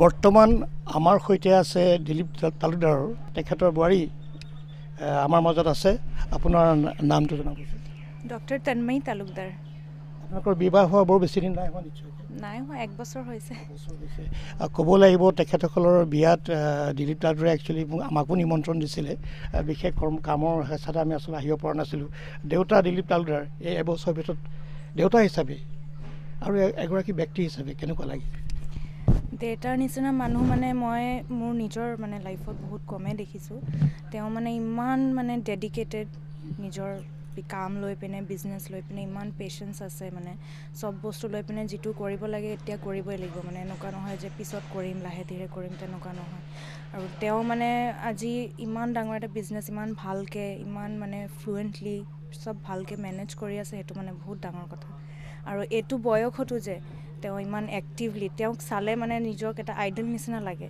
তেওঁক চালে মানে বহুত বস্তু শিকিব পৰা যায় নিজৰ লাইফত এপ্লিকেবল কৰাৰ কাৰণে তো এইটো ষ্টেজতো যে তেওঁ ইমান ভালকৈ চব সদায় কৰি থাকে ৰাতিপুৱা উঠি আহে তেওঁক চালে মানে আমাৰ এটা লাগে যে এটা এনকাৰেজমেণ্ট পাওঁ আমি regular source of inspiration idol plus মটিভেশ্যনো পাই থাকোঁ মানে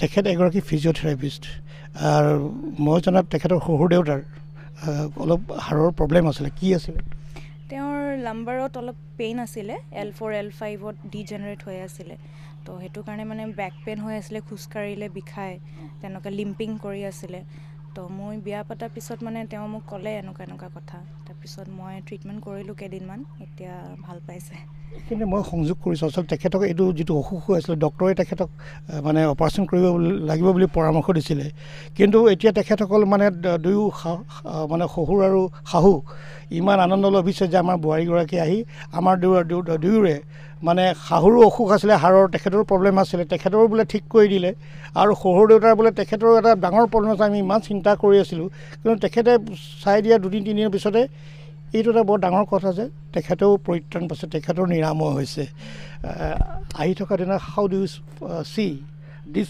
এণ্টায়াৰ মানে অমৃত এই অমৃত যিটো অৰ্গেনাইজেশ্যন আছে আহি থকা দিনত কাৰণ আপোনালোকে next you will take the charge গতিকে কেনেকুৱা ফ'ৰচি কৰি আছে আমি ভাবিছোঁ এতিয়া ডেটাটো বহুত কৰিলে অলৰেডি এইটোক আৰু মানে হাই লেভেলত ল'ব লাগিব প্লাছ ইমান ধুনীয়া এটা এনভাইৰনমেণ্ট আছে ইমান ধুনীয়া এটা মানে জেগা হয় এইটো পিচফুল হয় মই নিজেও ভাবিছোঁ মোৰো ফিজিঅ'ৰ যোনটো মানে এটা ইউনিট মই ইয়াতো খুলিম তেতিয়া আৰু মানে ভাল হ'ব মানুহৰ আহি ইয়াত এটা পেকেজ পাব আৰু শান্তি পাব মানে কোনে জানিছে আমাৰ কেতিয়াবা হয়তো হাড়ৰ প্ৰব্লেম হ'ব আহি থকা দিনত গতিকে আমি নিশ্চয়কৈ ইয়ালৈকে আহিব লাগিব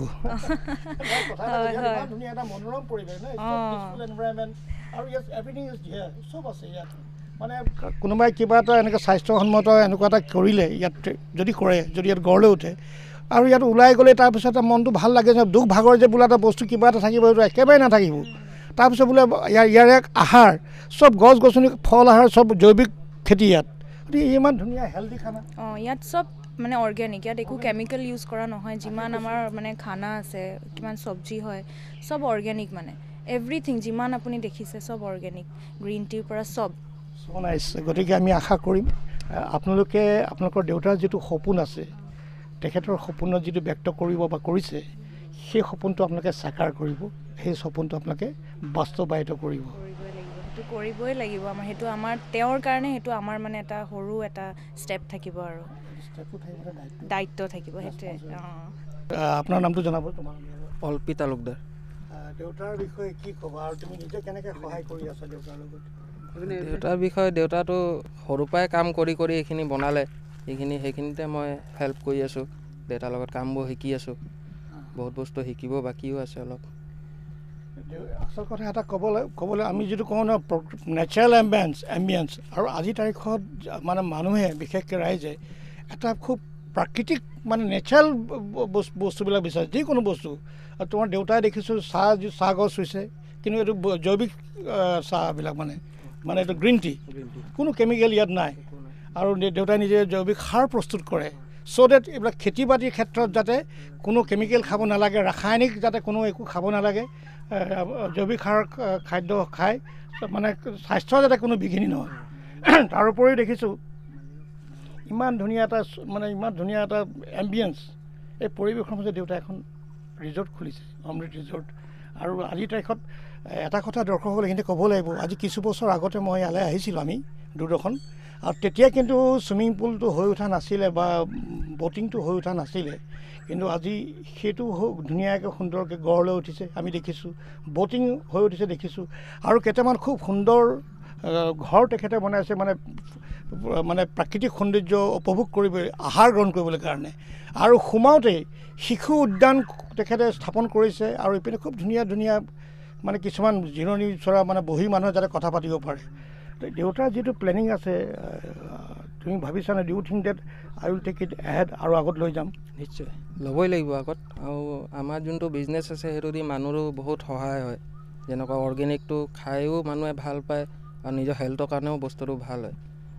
গতিকে দেউতাই যিটো কাম কৰি আছে, you feel proud of it? Yes, of course. Thank you. আৰু তুমি কৈছা যে মই দেউতাক ছাপোৰ্ট কৰিম, আৰু আমি এনেকুৱা এটা ভাবিব পাৰোঁ নেকি আজিৰ তাৰিখত অমৃত যিটো অৰ্গেনিক আমি দেখা পাই আছোঁ, will it be possible that it will flourish, যে ইয়াতকৈ মই আৰু আগলৈ লৈ যাম আৰু ডেভেলপ কৰিম? ডু ইউ হেভ ছাচ এনেকুৱা এটা ড্ৰিম আছে নেকি, সপোন আছে? নিশ্চয় আছে, চবেই গম পাব লাগিব, গোটেই অসমত জানিব লাগিব। আমি জনাৰ ব্যৱস্থা এটা কৰি আছোঁ, আৰু আশা কৰিম তেখেতৰ পুত্ৰৰ যিটো দায়িত্ব লৈছে আৰু আগলৈ লৈ গৈ আৰু ইয়াক মানে সুনাম আৰু সুখ্যাতিৰ লগতে ৰাইজৰ কাৰণে যিটো বিধিগত স্বাস্থ্যসন্মত যিটো আহাৰ যোগান, যিটো জৈৱিক সাৰৰ জৰিয়তে বা গ্ৰীণ টি এইটোৰ জৰিয়তে আৰু যোগান ধৰিব পাৰিব বুলি আমি শুভেচ্ছা আৰু শুভকামনা দিছোঁ। ধন্যবাদ।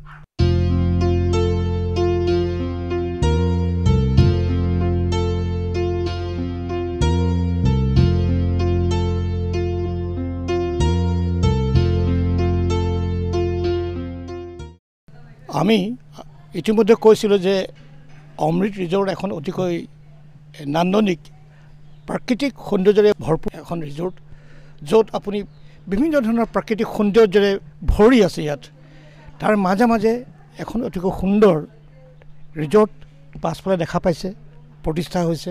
ইয়াত চৌদিশে এটা খুব মনোৰম দৃশ্য গঢ় লৈ উঠিছে।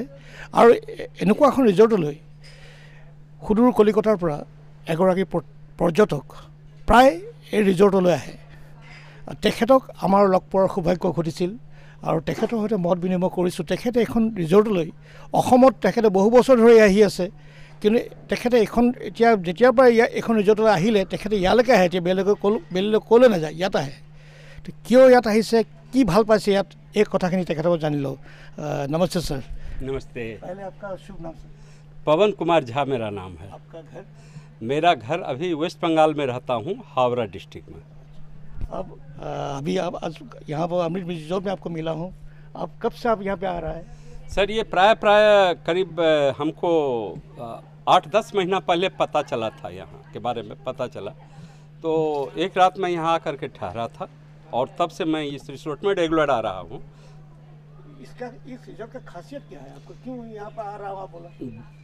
देखिए सर, मैं अपने बारे में 2 शब्द में संक्षिप्त मैं अपना परिचय दे दूं कि मेरा जिस तरह का नेचर ऑफ बिजनेस है उसमें मैं रेगुलर रहता हूं घर से बाहर, और सबसे पहला जब किसी शहर में जाता हूं सुदूर, तो मैं वहां पर देखता हूं कि घर से बाहर जाकर के हमको घर का एटमॉस्फेयर कहाँ मिलेगा। कहाँ हम अपने हेल्थ से ले जुड़े हुए और अपने सुरक्षा से जुड़े हुए अधिकतम पॉइंट को पा सकते हैं। और उसमें मुझे लगा कि अपर आसाम के क्षेत्र में ये अमृत रिसोर्ट हम वन ऑफ द बेस्ट इसको प्रीफर करते हैं। इसमें जो क्वालिटी मुझे पता चला, सबसे पहला बात है कि इन्होंने इस प्राकृतिक संपदा से भरा हुआ जगह में इस प्रकृति को जिस तरह से संजो करके रखे हैं, जैसे एक कोई नववधू कहीं से सुंदर वधू आती है घर में, लेकिन उसको रखने का एक सिलसिला बहुत अच्छा होना चाहिए। इन्होंने इस तरह से इस नेचर को संरक्षित करके रखता है। इसलिए मैं मिस्टर तालुकदार को हृदय से इसके लिए धन्यवाद देता हूँ, क्योंकि ये शायद लगता है कि इनका, मैं ये कह सकता हूँ कि इनका शायद प्रादुर्भाव इस पृथ्वी पर इस नेचर के सुरक्षा के लिए है।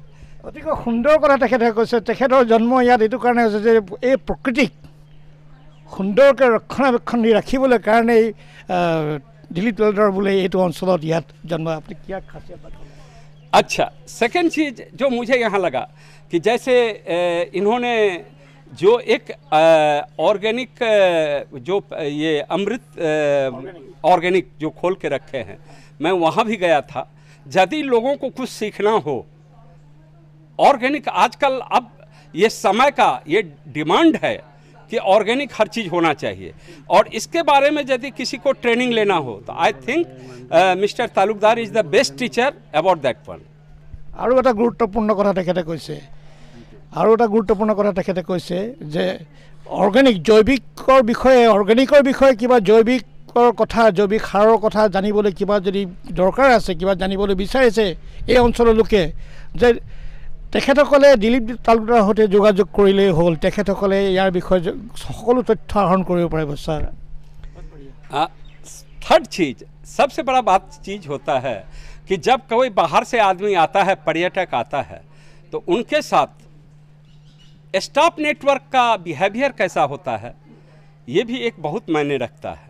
और मुझे लगता है कि इन्होंने जो अपने स्टाफ नेटवर्क को रखा है अभी के वर्तमान के समय में, वो मैं देखता हूँ कि जैसे हम घर पर हमारा बाल बच्चा मुझे सेवा करता है, उस भाव से रखता है, मेरे नीड को समझता है, तो उस हिसाब से ये सारे कोई भी ईचिंग या ईगो वाले कोई भी स्टाफ नहीं है। किसी को कोई चीज़ यदि बोलता हूँ, सुझाव देता हूँ, तो उससे तुरंत अमल करता है। ये एक बहुत बड़ी खासियत है। So staff network also is rememberable here in this resorts. साथ ही साथ मैं एक बात जोड़ता हूँ, यहाँ का जो नेचर है, यहाँ का जो खान पान है, डिशेस, क्योंकि यहाँ पे बहुत सारा खेती वो खुद यहाँ ही करता है, बाहर से सब्जी इतना नहीं लाता है, सब कुछ यहीं है। तो आपको जो यहाँ का खाना वो कैसा लगता है? मैं बता दूं उसका उदाहरण। आज सुबह मुझे सुबह में यहाँ से नाश्ता करके जाना था अपने वर्क पर फैक्ट्री में, तो यहाँ ये जो अपना पपीता का वृक्ष जो यहाँ लगाए हुए हैं, उससे पपीता तोड़ के उसका सब्जी बना करके और 2 चपाती दे कर दिया, जो मैं वो खा करके गया, बहुत मन प्रसन्न हुआ। हाँ, तो क्या है, जैसे जैविक नाम है, यहाँ पर कोई चीज़ आर्टिफिशियल मुझे ना तो खाने में मिला है और ना मैंने कोई परिवेश में मिला है। इससे मैं बहुत प्रसन्न हूँ। और बहुत मैंने कहने का मतलब है कि वहाँ से प्रिपेयर होकर आता हूँ, कभी भी ये महसूस नहीं होता है मैं घर से बाहर जा रहा हूँ।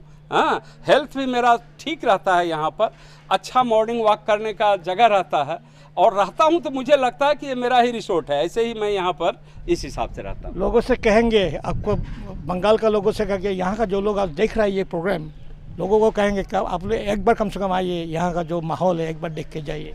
निश्चित हम यही बोलेंगे कि देखिए, ये अभी इस मानव जिंदगी में जिस चीज़ का सबसे ज़्यादा ज़रूरी है उसका नाम होता है शांति, और शांति होता है अच्छे स्वास्थ्य को लेकर के।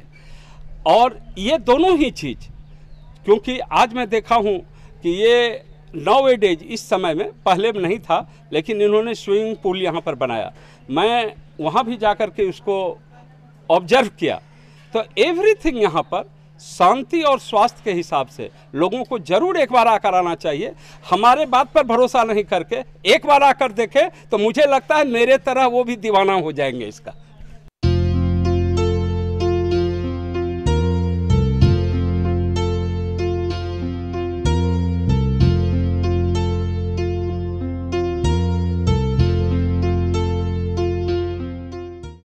আপোনাৰ চাহ বাগিচা, চাহ বাগান, আপোনাৰ জৈৱিক সাৰৰ কাৰখানা, আপোনাৰ গাহৰি গঁৰাল, গাহৰি যিখন ফাৰ্ম সেইখনো চালোঁ। লগতে আপুনি ইমান ধুনীয়াকৈ সাঁচি গছ ৰুইছে সেইবিলাকো আমি চালোঁ।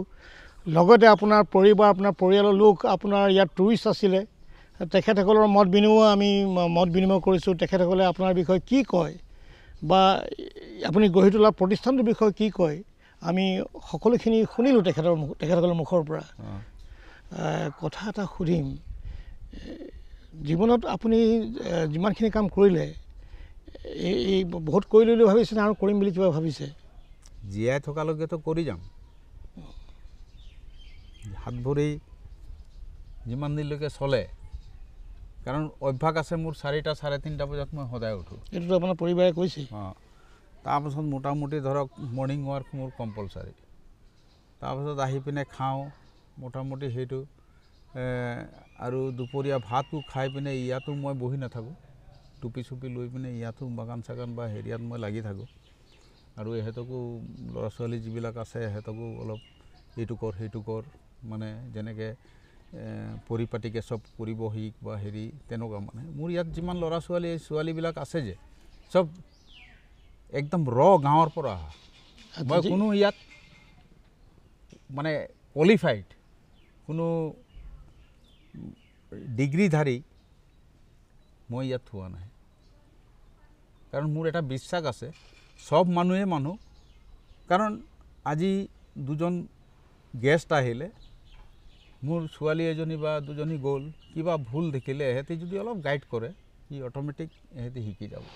অলপ আগতে আপোনাৰ এগৰাকী টুৰিষ্ট পৰ্যটক যি আহিছিল তেখেতেতো আপোনাৰ যিসকল আপুনি ষ্টাফ ৰাখিছে তেখেতসকলৰ বিষয়েতো খুব সুন্দৰকৈ তেখেতে মত বিনিময় কৈছে যে ষ্টাফসকলৰ মাত কথা ব্যৱহাৰ খুব ভাল।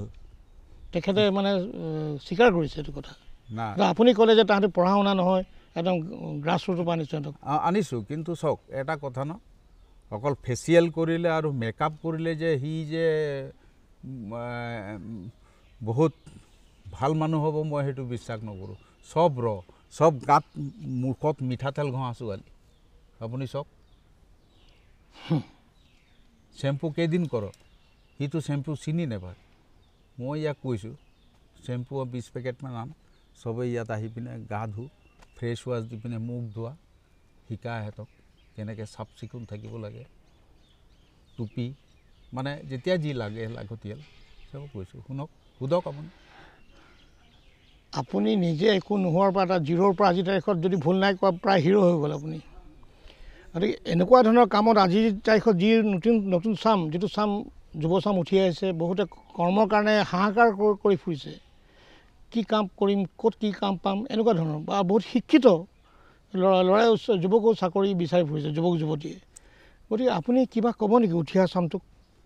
এটা কথা কওঁ উঠি অহা চামক, যে কামটো ধৰাৰ আগত পইচাৰ কথা নুসুধিবি। পইচাটো তোক য'ত কাম কৰিবি সি ঠিক কৰিব আৰু তোক দিব। তোৰ প্ৰাপ্য আছে ন, মানুহ এটা জীয়াই থাকিবলৈ খাবলৈ কি আছে। আৰু তই আগতে যদি ক মোৰ 500 টকা হাজিৰা নহ'লে মই নকৰিম, তই জিন্দগীত মানুহ হ'ব নোৱাৰ, কৰিব নোৱাৰ একো, ফিনিছ। কাৰণ সেইটো মোৰ এক্সপিৰিয়েঞ্চ, প্ৰেক্টিকেল এক্সপিৰিয়েঞ্চ। আজিলৈকে মই কোনো জেগাত যদি হাজিৰা কৰিব গৈছোঁ, কাম কৰিব গৈছোঁ, মালিক কিমান দিবি মই সোধা নাই। কোনোবাই কাম কৰাই পিনে কম দিছে, অ'কে থেংক ইউ, ভাল। চৰ্টত কাম নহ'ব, কণ্ডিশ্যনৰ কাম নহ'ব। যোনে কণ্ডিশ্যন কৰিব, এগ্ৰিমেণ্ট কৰিব, জীৱনত লাইফত সি মানুহ কৰিব নোৱাৰিব। আৰু পইচাৰ পকৰত যোনে দৌৰিব, পইচাই কিন্তু লগ নিদিব। পইচাই আপোনাৰ পকৰত দৌৰিব লাগিব অট'মেটিক। আপুনি চাব যদি মই পইচাৰ পকৰত দৌৰি ফুৰোঁ পইচা মই ধৰিব নোৱাৰিম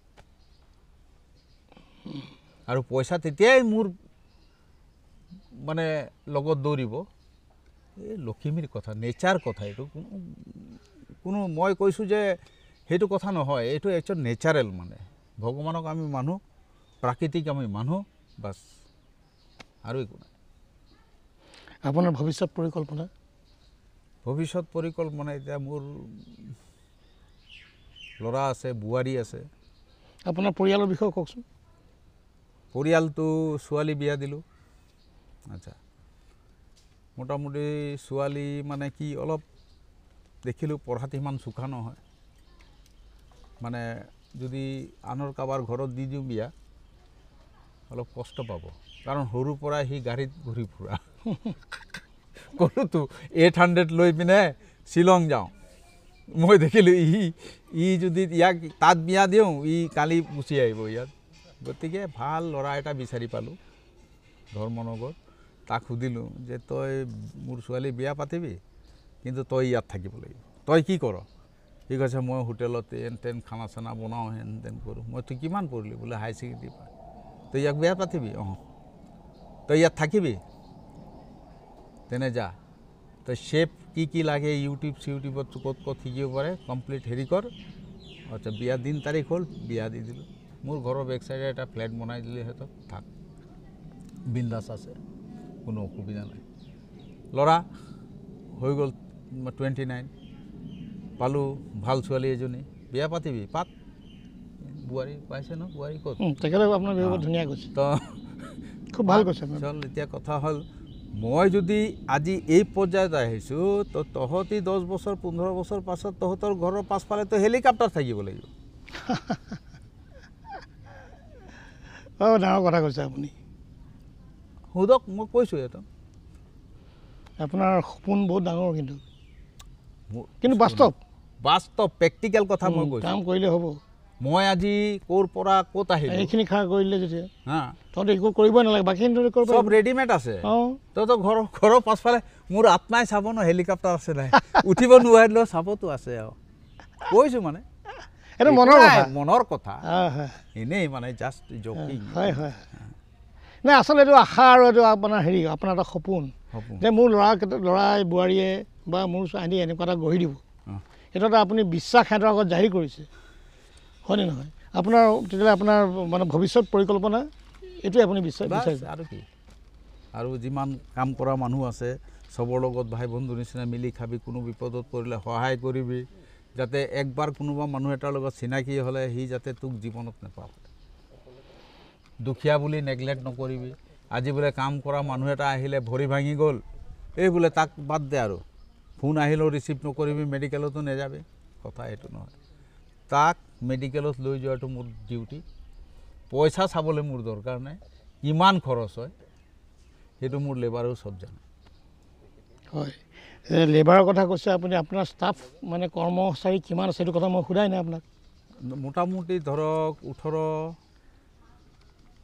ভিতৰত 18জনমান আছে আৰু বাহিৰততো মোটামুটি ধৰক চব মিলাই পিনে বাহিৰতো আছে মোটামুটি মই ক'লোতো 1-150 মানুহ মই ডাল ভাত খুৱাই আছোঁ মানে প্ৰিয় দৰ্শক শ্ৰোতা মণ্ডলী আজি আমাৰ অনুপ্ৰেৰণা অনুষ্ঠানৰ যিগৰাকী অতিথি আছিল তেখেত দিলীপ তালুকদাৰ টিংৰাই আৰু তেখেতৰ পৰা যিখিনি কথা তেখেতে মনৰ কথা যিখিনি তেখেতে ব্যক্ত কৰিলে বাস্তৱ কথা যিখিনি তেখেতে ব্যক্ত কৰিলে জীৱন সংগ্ৰামৰ কথা যিখিনি তেখেতে ব্যক্ত কৰিলে আৰু তেখেতৰ কথাৰ মাজে মাজে তেখেতে যিটো ভৱিষ্যতৰ যিটো পৰিকল্পনাৰ কথা ক'লে যে মই ইমানখিনি কৰিলোঁ মোৰ ল'ৰা বোৱাৰী বা সিহঁতি বাকীখিনিয়ে এটা হেলিপেড বনাই দিব পিছত হেলিকপ্টাৰ লেণ্ডিং হ'ব লাগিব তেখেতে নিজৰ সপোনৰ কাৰণ যিজন মানুহৰ 14 বছৰ কিমান বছৰ বোলে চেণ্ডেল পিন্ধা নাছিলে হয়নে 13-14 বছৰ বোলে চেণ্ডেল এযোৰ পিন্ধা নাছিলে সেই মানুহজনে আজিৰ তাৰিখত যিটো তেখেতে ইয়াত কৰিলে অমৃত অৰ্গেনিকৰ লগতে গ্ৰীণ টি আৰু অমৃত যিটো ৰিজৰ্ট যিখিনি কৰি এটা বিশাল এটা যিটো মাটিকালিৰে মাজত যিটো কৰিছে তেখেতে আশা কৰিছে মই যদি একো নোহোৱাৰ পৰা ইমানখিনি কৰিব পাৰোঁ যে মোৰ এহেঁতি এইটো চব কৰিয়ে দিছোঁ বাকীখিনি কিয় কৰিব নোৱাৰিব আৰু নহ'লে কিন্তু তেওঁ এটা কথা কৈছে মোৰ আত্মাই ঘূৰি থাকিব চাই থাকিব সিহঁতক তহঁতি কৰিলি নাই এনেকুৱা এটা মনৰ কথা ব্যক্ত কৰিছে। আমি আশা কৰিম তেখেতৰ যি মনৰ সপোন নিশ্চয়কৈ বাস্তৱায়িত হ'ব আৰু তেখেতৰ যিখিনি কথা আজি তেখেতে ব্যক্ত কৰিছে, আমি আশা কৰিম উঠি অহা নৱপ্ৰজন্মই তেখেতৰ অনুষ্ঠান যদি আমাৰ চাই আছে, তেখেতৰ কথা, তেখেতৰ যিখিনি বাণী তেখেতৰ সকলোৱে গ্ৰহণ কৰিব। ভেৰি প্ৰেক্টিকেল কথা, বাস্তৱিক কথা। এইখিনি গ্ৰহণ কৰিলে জীৱন যুদ্ধত, জীৱন ক্ষেত্ৰখনত আপোনালোকে সকলোৱে জয়ী হ'ব পাৰিব, আগবাঢ়ি যাব পাৰিব। আপোনাক লগ পাই বহুত ভাল লাগিল। আকৌ আমি লগ পোৱাৰ প্ৰতিশ্ৰুতি থাকিল। Thank U. লগ পাম। চিয়'ৰ।